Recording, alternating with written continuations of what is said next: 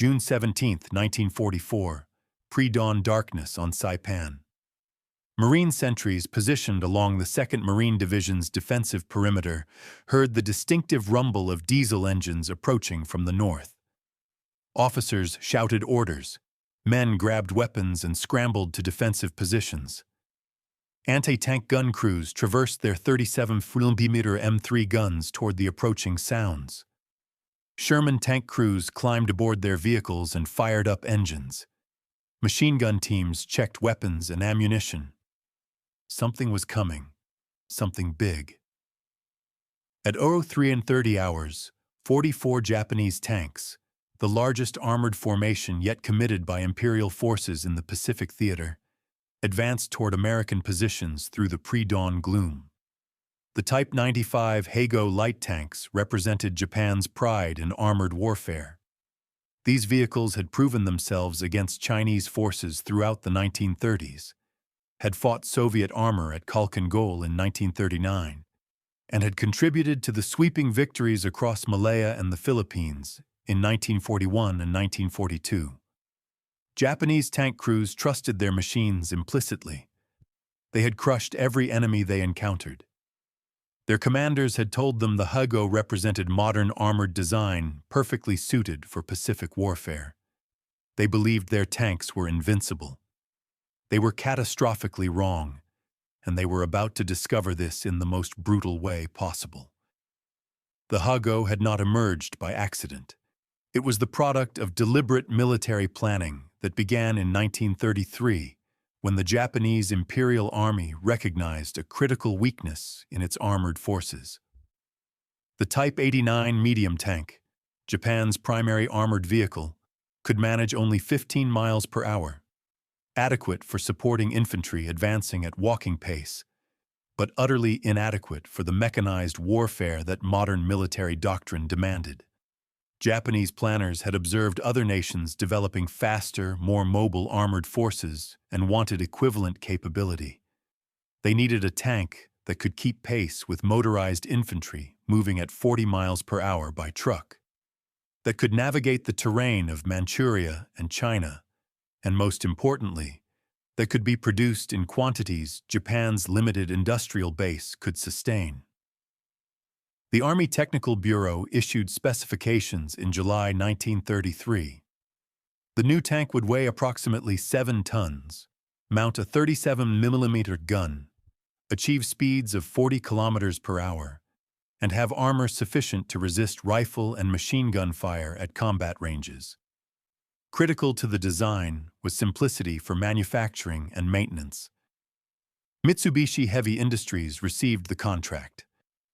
Engineer Tomio Hara, who had already established his reputation designing the Type 89, accepted the challenge. His most significant innovation was the bell crank suspension system, elegant in its simplicity, that would become standard on Japanese tanks throughout the next decade. By June 1934, Mitsubishi completed the first prototype. Military observers conducting field trials in Manchuria and at proving grounds in Japan were impressed. The prototype reached 45 kilometers per hour on paved roads and maintained 25 to 30 kilometers per hour cross-country. Its maneuverability seemed impossible for a tracked vehicle of its size.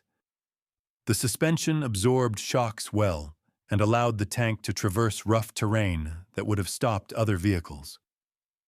The Mitsubishi 6-cylinder air-cooled diesel engine producing 120 horsepower at 1,800 revolutions per minute proved mechanically reliable. Japanese engineers took particular pride in the diesel engine, which made the tank less vulnerable to fires than gasoline-powered vehicles and used fuel more readily available throughout Japan's empire. Trials revealed problems that required addressing. The suspension pitched violently on rough ground, making aiming while moving nearly impossible and causing severe crew fatigue. Engineers addressed this by adding braces connecting the bogie pairs, creating what became known as the Manchurian suspension. The modification helped, but never completely eliminated the rough ride that would characterize the Hago throughout its service life. In 1935, the Type 95 was formally presented to the Army Technical Bureau as the potential main tank for mechanized infantry units. Infantry representatives expressed concerns that 12 millimeters of armor was insufficient for a tank supporting infantry assaults against fortified positions. Cavalry representatives countered that improved speed and mobility compensated for thin armor, and that firepower was adequate for the intended role. After considerable debate, the infantry accepted the design. The Type 95 Heigo was officially adopted, its designation coming from the Japanese imperial calendar marking the year 2595 since the legendary founding of Japan, using only the last two digits in the type number. Production began at Mitsubishi facilities in 1936. The Heigo was indeed small, measuring just 4.38 meters long, 2.06 meters wide, and 2.13 meters tall.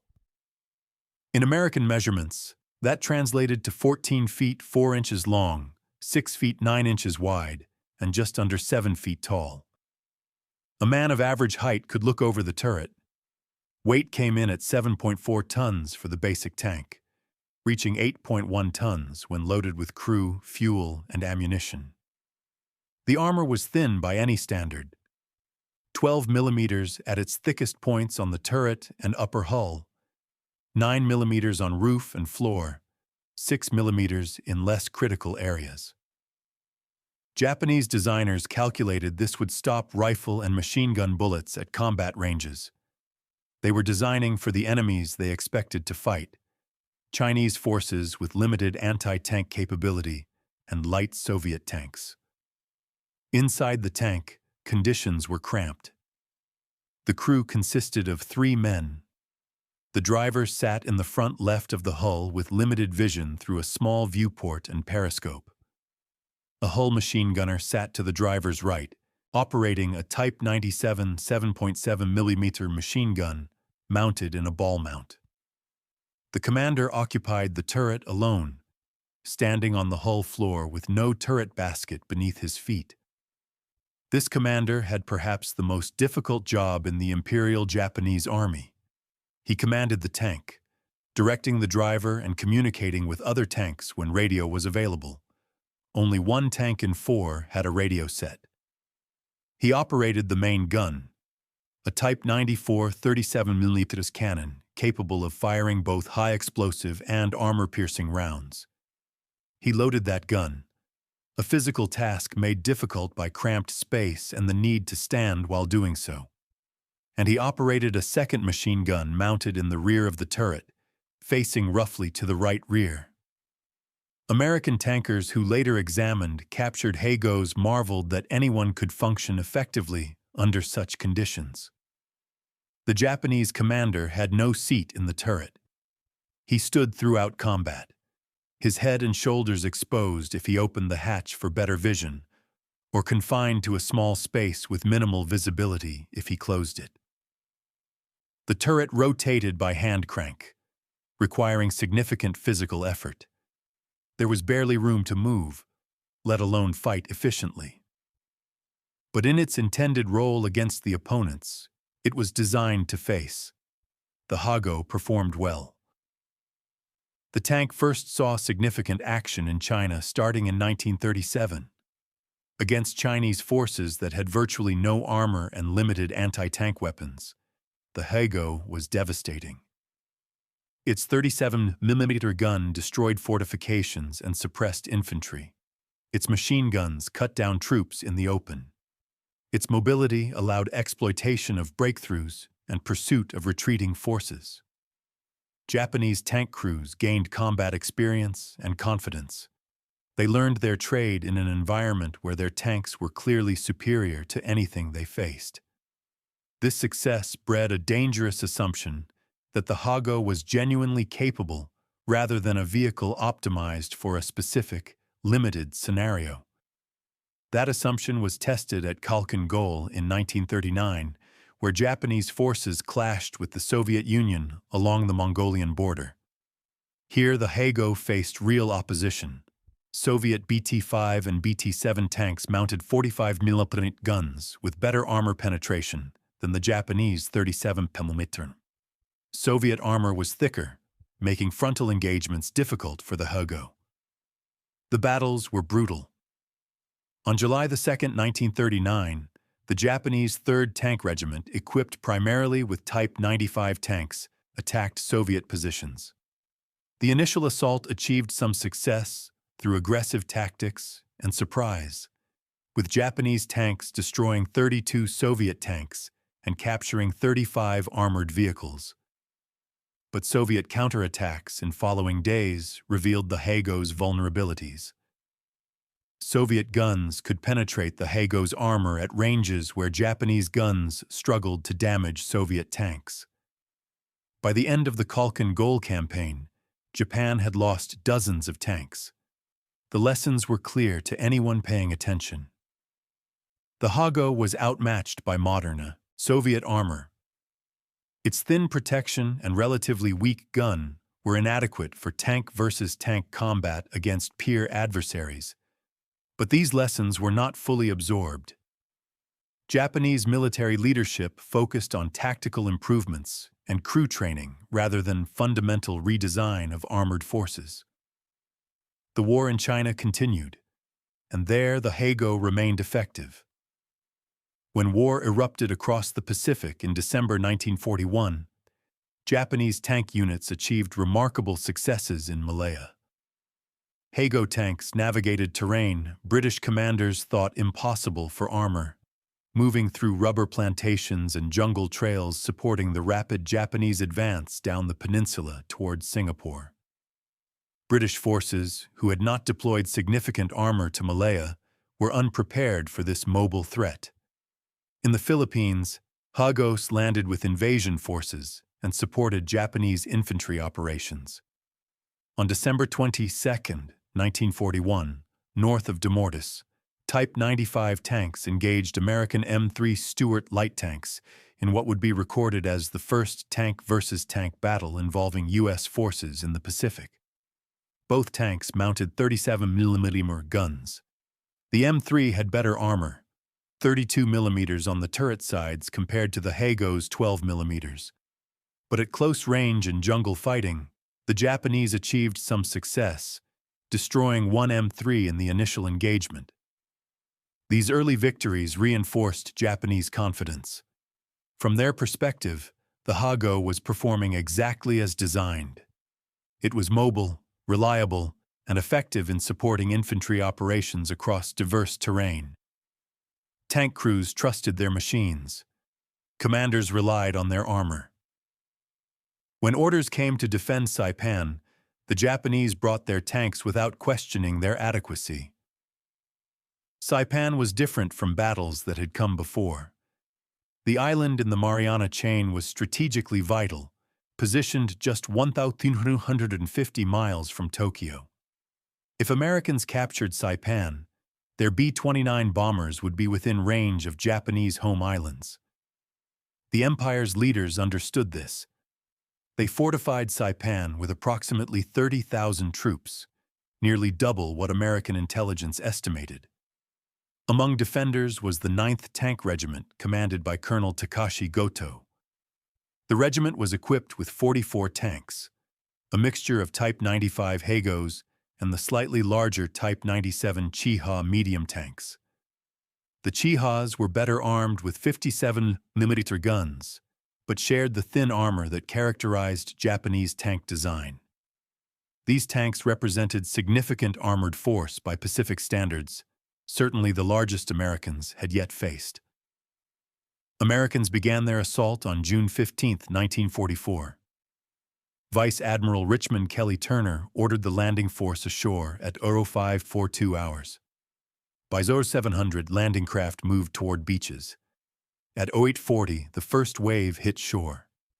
The 2nd and 4th Marine Divisions landed on Saipan's western beaches, under heavy fire from Japanese artillery and mortars positioned on heights overlooking landing zones. Marines fought their way inland against fierce resistance.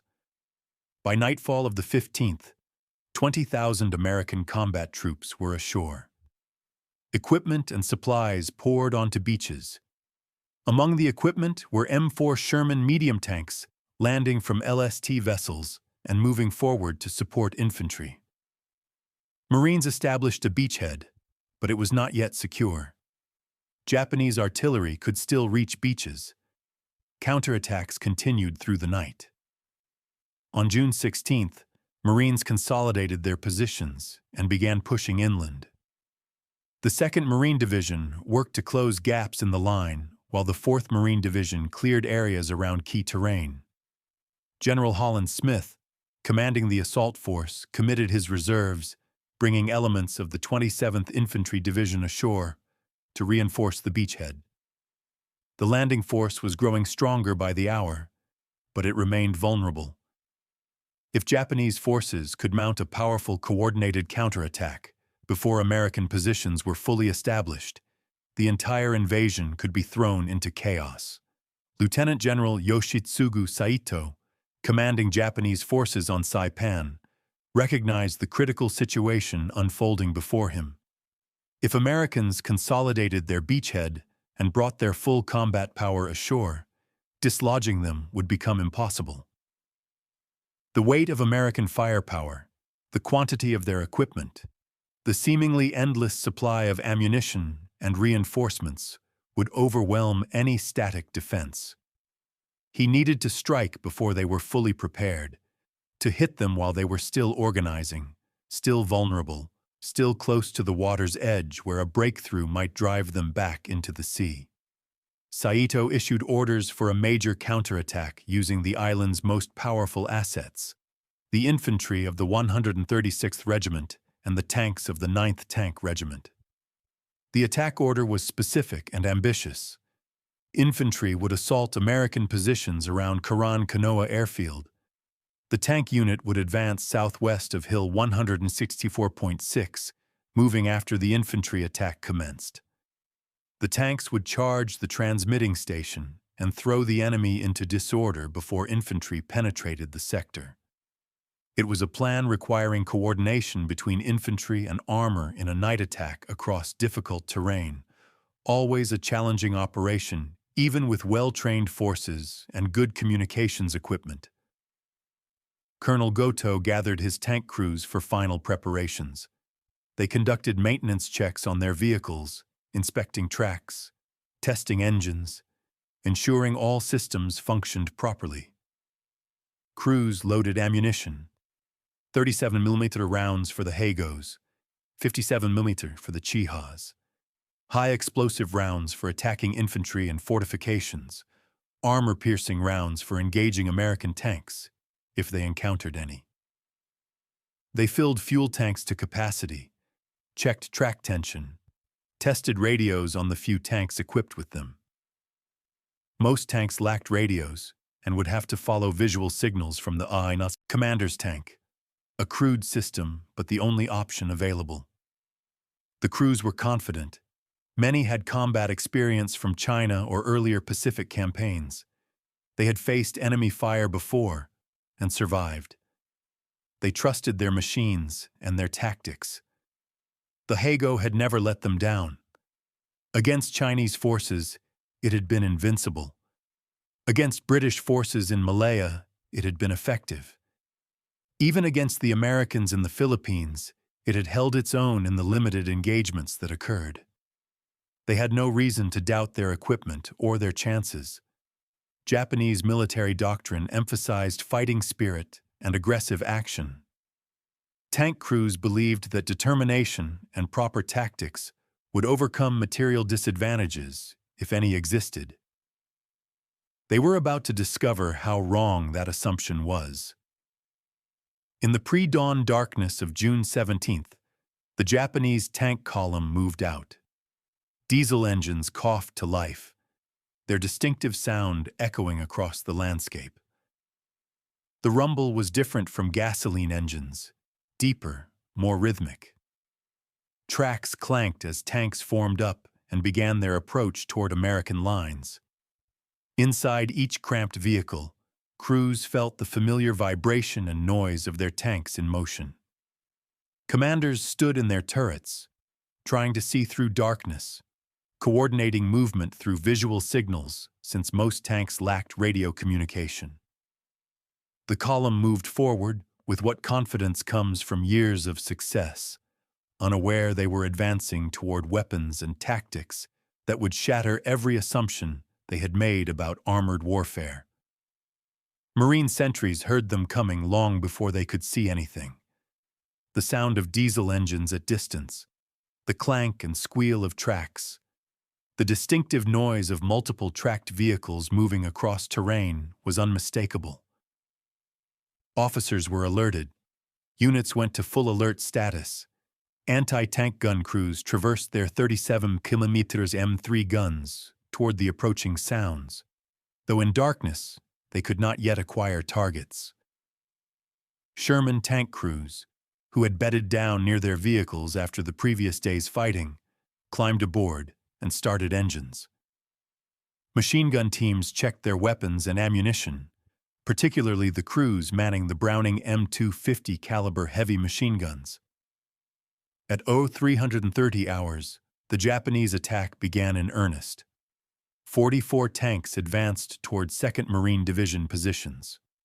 Some tanks carried infantry clinging to hulls, a dangerous but sometimes effective tactic that allowed infantry to dismount quickly and assault defensive positions while tanks provided covering fire. The formation moved through darkness, guided by lead tanks and following terrain toward objectives. Japanese tank commanders could see Marine positions ahead, could see defensive lines, could see American troops moving in foxholes and fighting positions. Some commanders opened fire with hull machine guns, sweeping the ground ahead with 7 points of fire. Others reserved fire, trying to get closer before engaging, trying to achieve maximum surprise and shock effect. Marine riflemen saw them first as dark shapes emerging from pre-dawn gloom. Then came the sound more clearly. Diesel engines at full throttle, tracks throwing dirt and dust, the clank of bogie wheels, and the squeal of steel on steel as tracks ground around drive sprockets. Japanese tankers could see Marines in their positions now, could see the defensive line clearly. The range was closing rapidly. 200 meters, 150 meters, 100 meters. Close enough to use machine guns effectively. Close enough to see individual Marines in foxholes. Close enough to overrun positions and break through into the American rear areas where supplies and command posts were located. Then something unexpected happened. Something that would fundamentally change how Marines viewed Japanese armor for the rest of the war. Marine machine gunners positioned in foxholes and behind cover opened fire with their Browning M2 heavy machine guns. These were not the standard infantry machine guns, not the 30 caliber M1919 weapons that provided supporting fire. These were 50 caliber weapons, heavy machine guns designed originally to engage aircraft and destroy light vehicles. The Browning M2 was a formidable weapon, designed near the end of World War I and perfected in the decades since. It fired a 12.7mm round at a muzzle velocity exceeding 2,900 feet per second. The standard ammunition load included ball rounds for general use and armor-piercing rounds specifically designed to defeat light armor and fortifications. The armor-piercing variant could penetrate 23 millimeters of face-hardened steel armor plate at 200 meters. At 500 meters, it could still penetrate 19 millimeters. These were not theoretical numbers. They were verified test results, confirmed through extensive firing trials at American ordnance proving grounds. The ammunition had been designed to engage lightly armored aircraft and vehicles, not specifically to defeat tanks. But the mathematics of armor penetration are unforgiving and completely objective.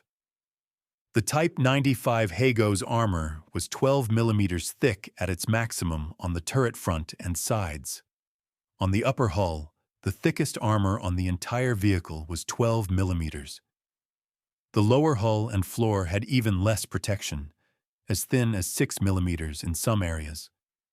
Simple arithmetic revealed the problem that was about to become horrifyingly apparent. The 50 caliber armor-piercing round could penetrate nearly twice the thickness of the Hago's maximum armor at close range. At the ranges where this battle was being fought, 200 meters or less as tanks closed with Marine positions, the 50 caliber had more than enough penetrating power. It had penetrating power to spare. The ammunition was overqualified for the target, possessing far more capability than needed to defeat 12 millimeters of steel plate. Marine machine gunners opened fire. Tracer rounds arced across the battlefield in brilliant orange-red lines, every fifth round a tracer that marked the path of the bullet stream. The sound was distinctive, the heavy boom-boom-boom of 50 caliber machine guns firing at sustained rate, a slower cycle rate than the 30 caliber weapons, but each round carrying far more energy and far more destructive power. Gunners aimed at the advancing tanks, some not entirely believing their weapons would be effective against armor. Machine guns were for shooting at infantry, at light vehicles, at aircraft. They weren't supposed to be anti-tank weapons. That's what bazookas and anti-tank guns and tank destroyers were for. But orders were orders, and there was no time for debate. The Japanese tanks were closing rapidly. Marines opened fire with everything they had. What happened next shocked both sides. The 50 caliber armor-piercing rounds didn't just dent the tanks or scratch the paint. They didn't ricochet off at angles, sparking harmlessly into the night. They penetrated cleanly, decisively, completely. At close range under 150 meters, some rounds went completely through the thin armor, entering one side of the tank and exiting the other after crossing the cramped interior space. Even at longer ranges, 200 to 300 meters, the rounds punched through the armor with energy to spare, creating clean holes in the steel plate and sending fragments of spalled metal ricocheting through the interior of the tank. Inside the Japanese tanks, crews experienced something far worse than defeat. They experienced revelation, the sudden terrible understanding that everything they believed about their equipment was wrong. The heavy machine gun fire wasn't just loud impacts on the outside of the hull. The familiar sound of small arms fire-striking armor that they had heard countless times in training and combat. This was penetration.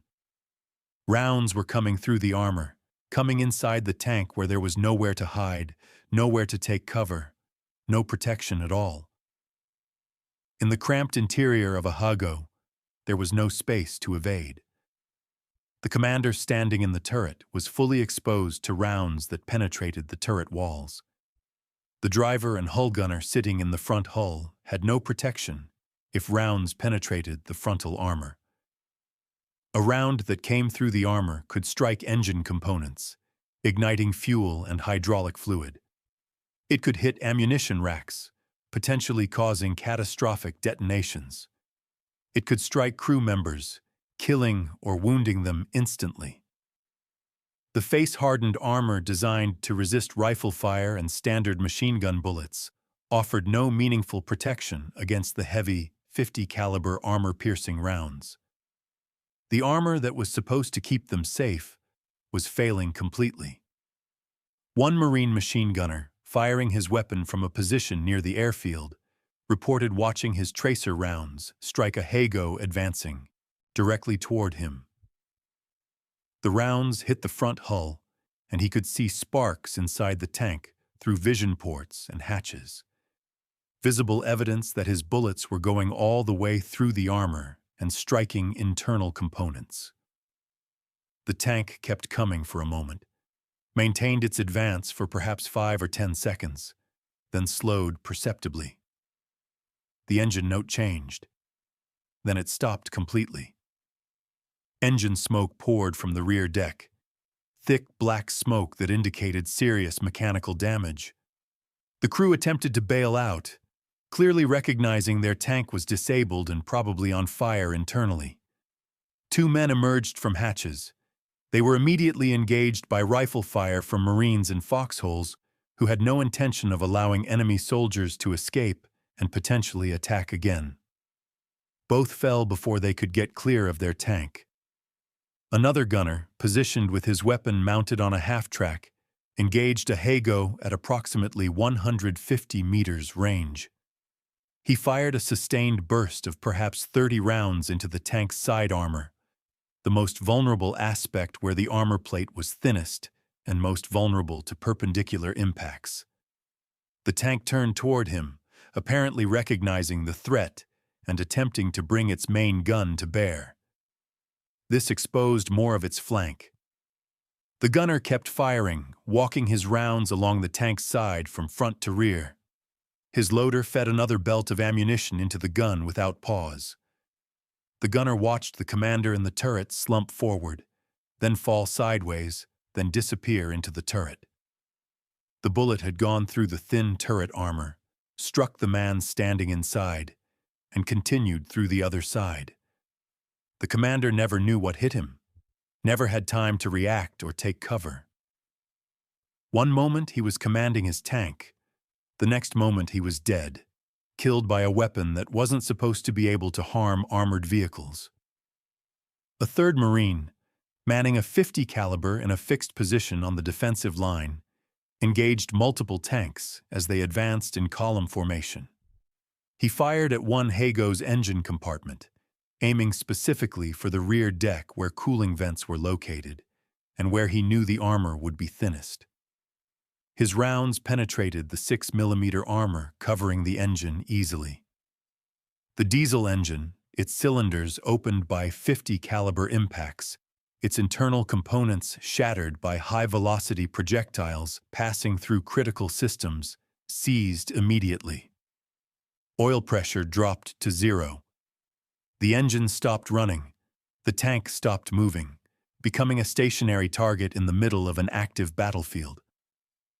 The crew, recognizing their situation was hopeless, abandoned the vehicle immediately, scrambling out of hatches and running back toward Japanese lines through a hail of small arms fire. Some made it. Most didn't. Japanese tank crews who survived the initial assault couldn't process what was happening. They had trained for years, many of them. They had fought in China where enemy weapons bounced harmlessly off their armor, where small arms fire was an annoyance but not a threat, where only direct hits from artillery or anti-tank guns posed serious danger. They had faced Soviet anti-tank rifles at Khalkhin Gol, weapons specifically designed to defeat armor, and survived those encounters.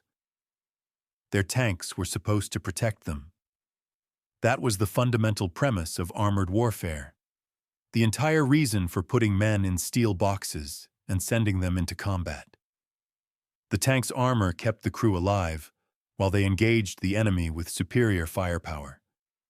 The crew was vulnerable only if the armor was penetrated, and armor was only penetrated by dedicated anti-tank weapons, firing large-caliber projectiles. But American machine guns were defeating their armor, not anti-tank guns firing 37mm or 57mm projectiles, not artillery pieces lobbing high-explosive shells, not even the massive 75mm guns mounted on the Sherman tanks they could see moving into position in the distance.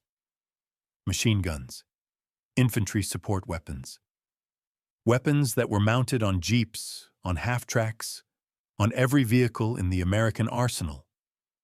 Weapons that were issued down to company level, that were standard equipment throughout the Marine Corps, that were as common as rifles.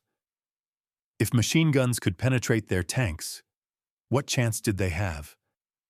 What was the point of armor if it couldn't stop bullets? A Japanese tank officer, later captured after his tank was disabled by combined machine gun and bazooka fire, told American interrogators through an interpreter that his first thought upon experiencing the .50 caliber penetrations was that the Americans must have developed some new secret weapon, some advanced ammunition or special gun that looked like a standard machine gun but fired exotic projectiles with extraordinary penetrating power. He simply could not accept that a conventional heavy machine gun firing conventional ammunition could defeat a tank. In his entire combat experience, from training in Manchuria to fighting throughout China to earlier operations in the Pacific, small arms fire had always been ineffective against armor. Bullets made noise on the outside, a hammering sound that was unpleasant but not dangerous. They didn't come through the armor. They couldn't come through. That was the entire point of armor. But the Browning M2 with its armor-piercing ammunition was in an entirely different category from anything Japanese forces had previously encountered. With sufficient energy and penetrating power to defeat 12 millimeters of armor at any range where a machine gunner could accurately engage a target, it transformed the tactical situation completely. And the Marines had these weapons everywhere. They were standard equipment throughout the American military, issued in quantities that seemed wasteful by Japanese standards, where equipment was always scarce and carefully rationed. Every Marine rifle company had multiple .50 caliber machine guns. Every headquarters unit had them.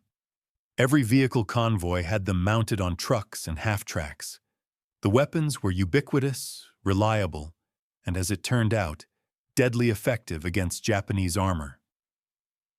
As the Japanese tank attack faltered under this unexpected fire, Sherman tanks moved forward to engage. The contrast was stark and overwhelming. Where the Hago weighed 7.4 tons, the M4A2 Sherman used by Marines at Saipan weighed 31.8 tons, more than 4 times heavier. Where the Hago had 12 millimeters of armor at its thickest point, the Sherman had 51 millimeters on the frontal hull, angled at 56 degrees to provide effective protection equivalent to approximately 75 millimeters against anti-tank fire. The angled armor meant that projectiles striking the hull front had to penetrate not just through the thickness of the steel, but through an effective thickness much greater due to the angle of impact. The Sherman mounted a 75 mm gun as its main armament, a weapon that could penetrate the Hago's armor from over a mile away, from ranges where the Japanese tank couldn't even see the Sherman clearly, let alone engage it effectively. When Shermans opened fire on the Japanese tanks, the outcome was predetermined by simple physics and engineering. 75 mm armor-piercing rounds struck Hagos and Chihas with devastating effect. Tanks were blown apart. Hulls split open by the kinetic energy of the impacts. Turrets were knocked off hulls, sent spinning through the air by ammunition detonations inside the fighting compartment. Ammunition stored loosely throughout the cramped interiors detonated in chain reactions, turning tanks into pyres that burned with intense heat. Crew members who survived the initial penetrations often died in the fires that followed as diesel fuel and hydraulic fluid ignited.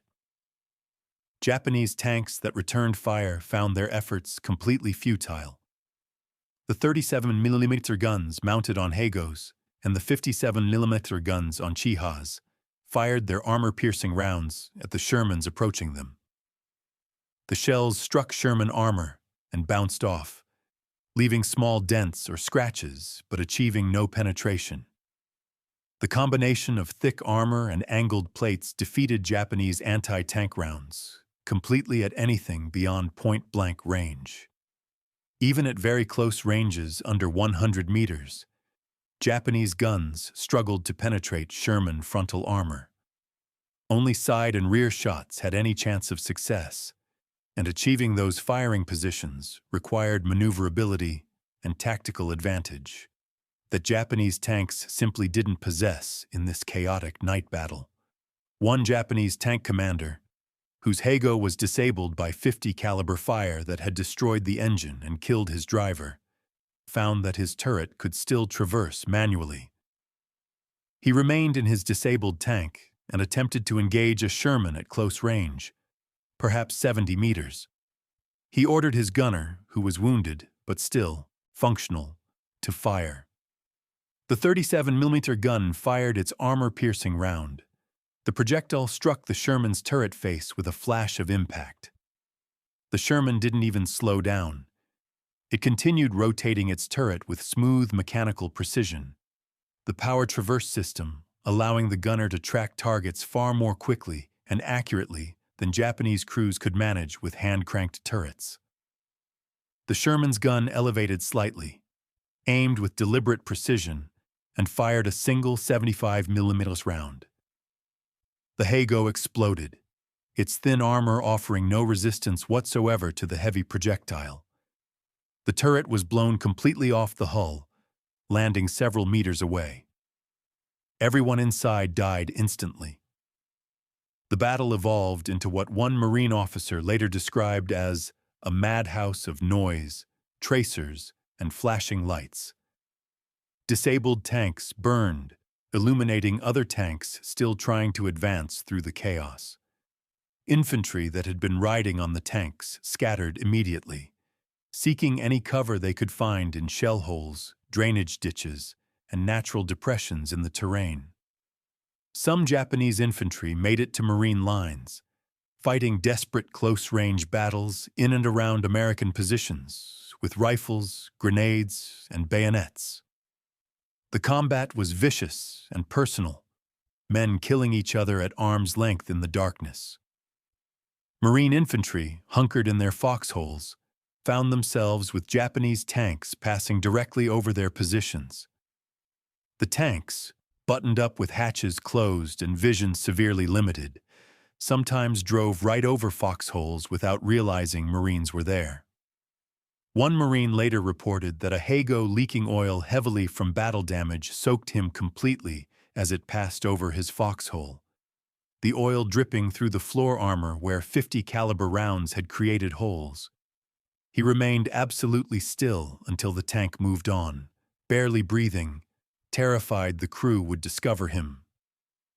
Then he emerged from his foxhole and threw a thermite grenade into the engine compartment as the tank continued forward.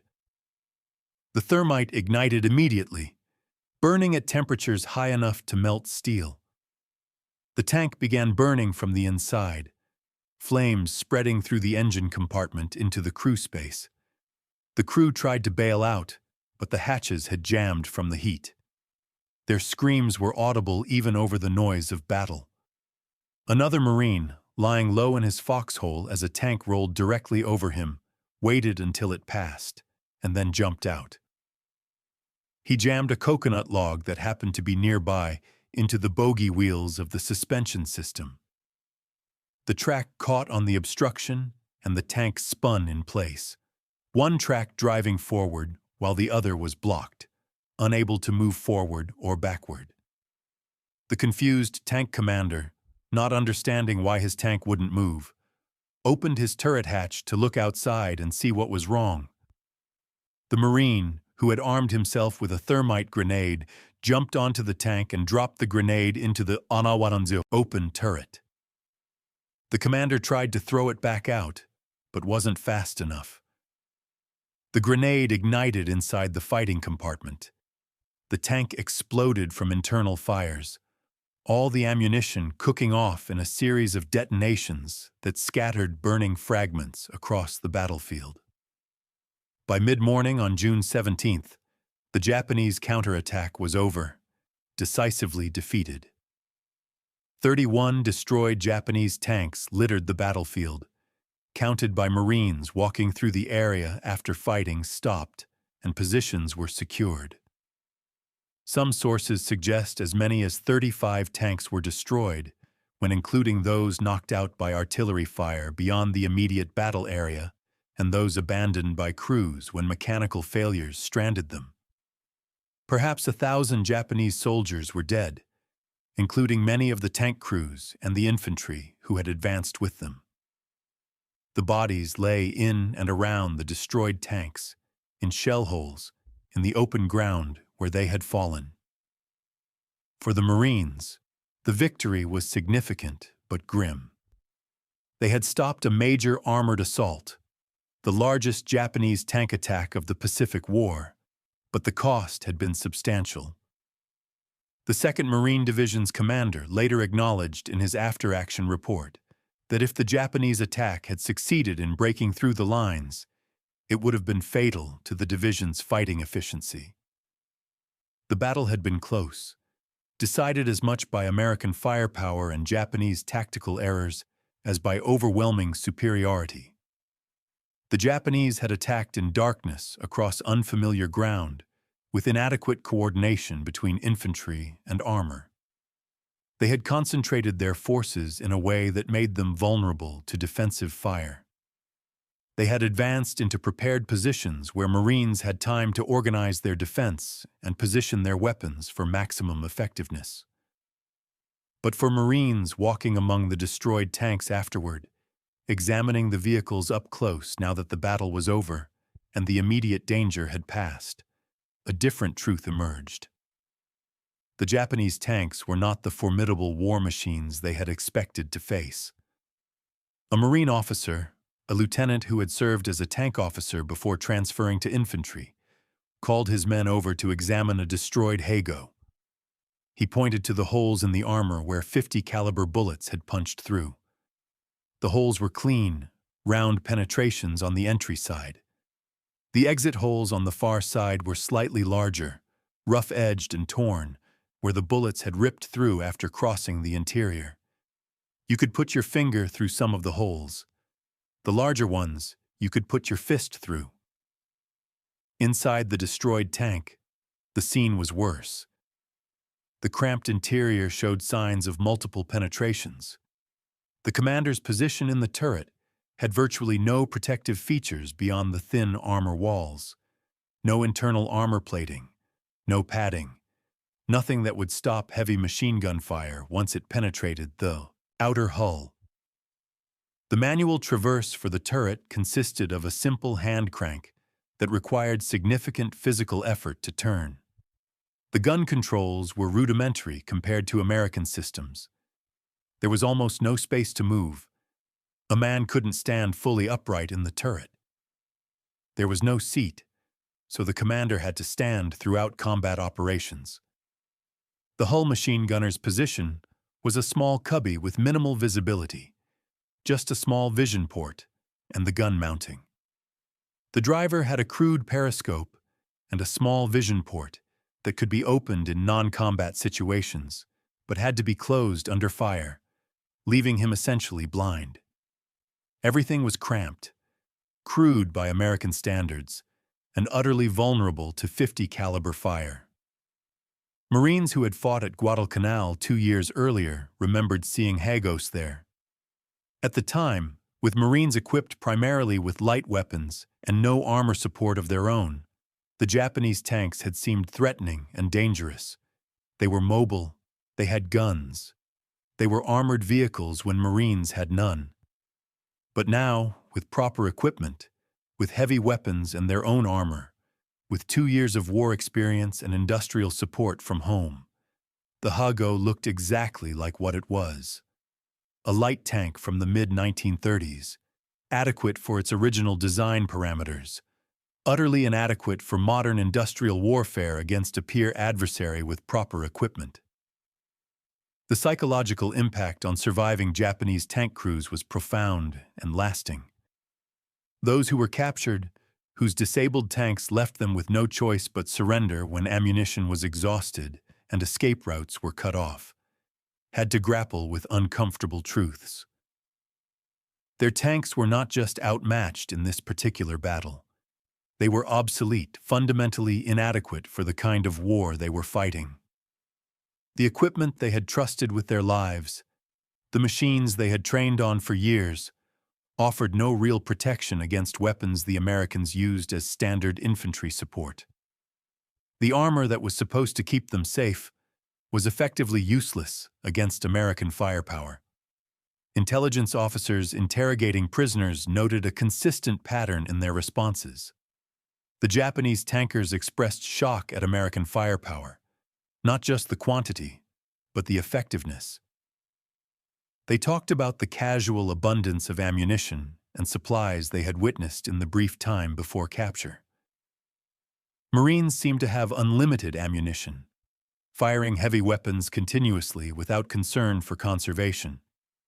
They had multiple types of anti-tank weapons: machine guns, bazookas, anti-tank guns, tank destroyers, regular tanks, artillery. The Japanese had assumed they would face primarily infantry with rifles and light machine guns, perhaps some anti-tank guns in prepared positions. Instead, they faced an integrated defensive system with overlapping fields of fire and multiple weapon types, all capable of defeating their armor. Many captured tankers expressed feelings of betrayal. Their leaders had sent them into battle with inadequate equipment, while telling them they had technological parity with the enemy, or even superiority through superior Japanese engineering and fighting spirit.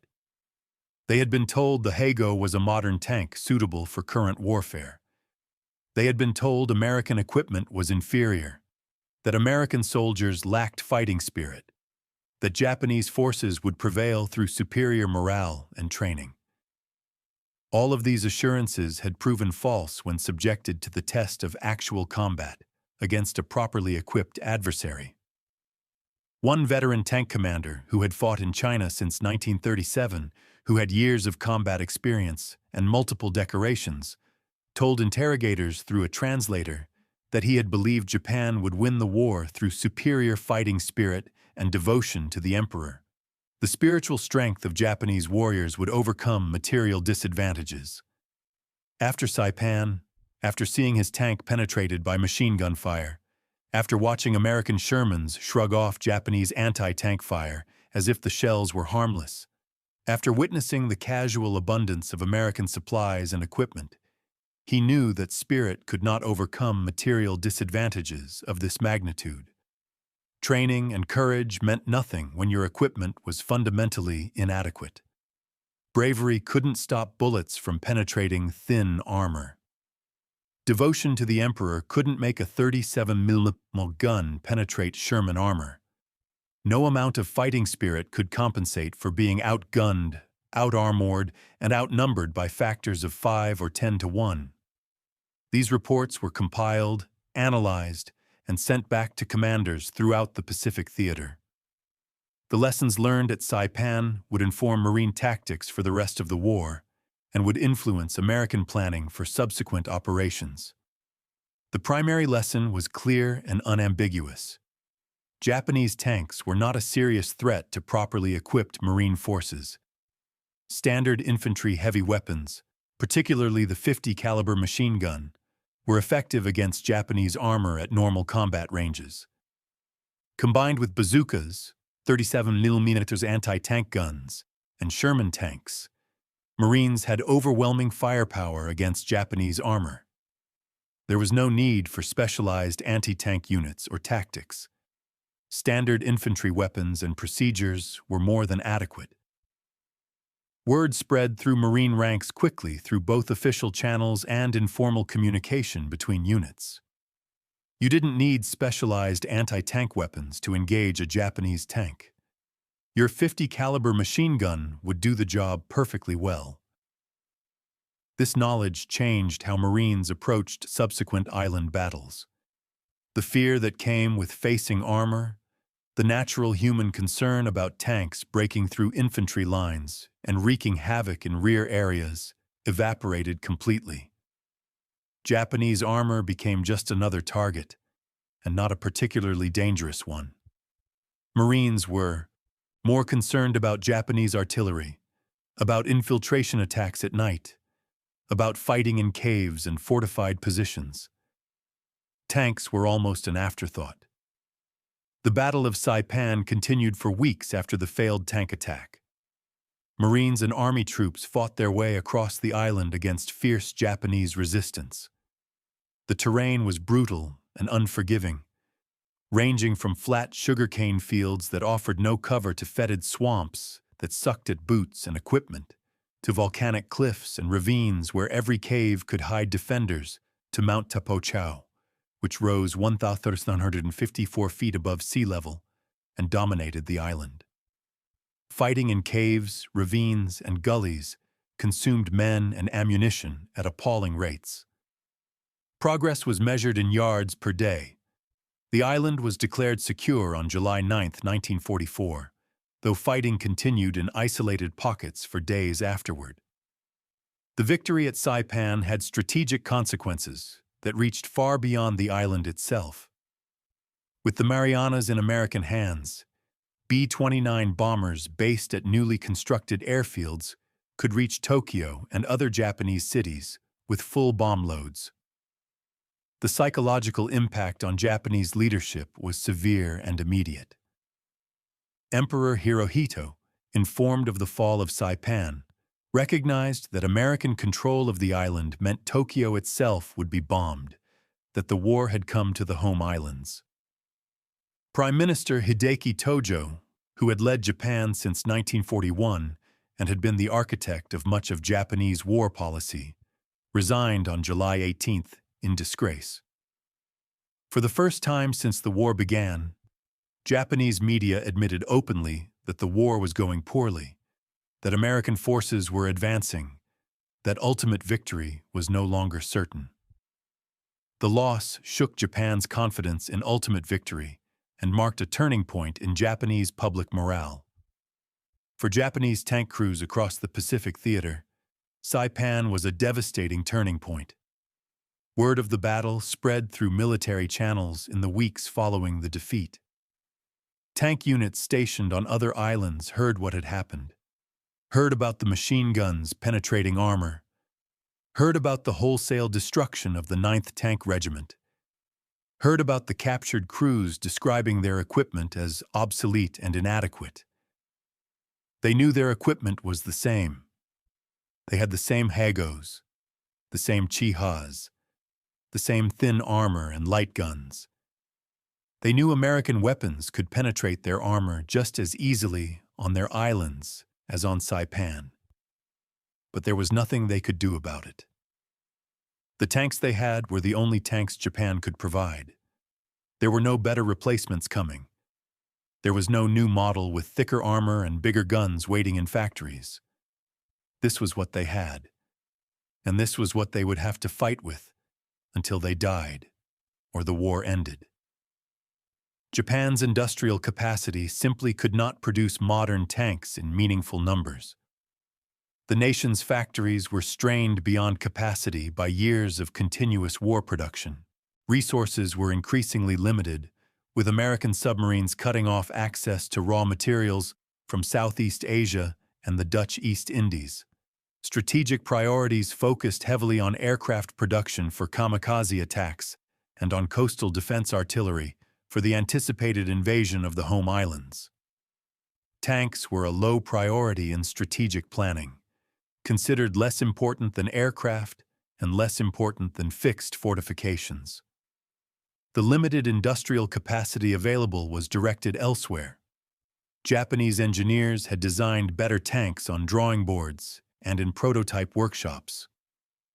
The Type 3 Chi-Nu, mounting a 75mm gun in a larger turret with somewhat thicker armor. The Type 4 Chi-To with even heavier armament and protection. The Type 5 Chi-Rai with a 75mm gun and improved armor layout. But these existed primarily as prototypes and very small production runs. Only 166 Chi-Nus were built during the entire war. Of the Chi-To, only 2 were completed before the war ended. Of the Chi-Ri, only 1 prototype. None of these vehicles ever saw combat. They were saved, hoarded really, for the defense of Japan itself, held back for the final decisive battle on the home islands that Japanese planners knew was coming. They were never sent to the island battlefields where they might have made some difference, where they might have given tank crews a fighting chance against American armor and anti-tank weapons. Meanwhile, American production capacity was operating at levels that seemed almost incomprehensible by Japanese standards, beyond anything Japan could match, even if it had started industrial mobilization a decade earlier. The Detroit Tank Arsenal alone, a single facility built by Chrysler Corporation specifically for tank production, was producing Sherman tanks at rates that exceeded Japan's entire national tank production. In peak production months, Detroit Arsenal's 5,000 workers produced nearly 100 Sherman tanks. That was more tanks in a single month from one factory than Japan produced in an entire year from its entire industrial base. And Detroit Arsenal was far from alone in this remarkable production achievement.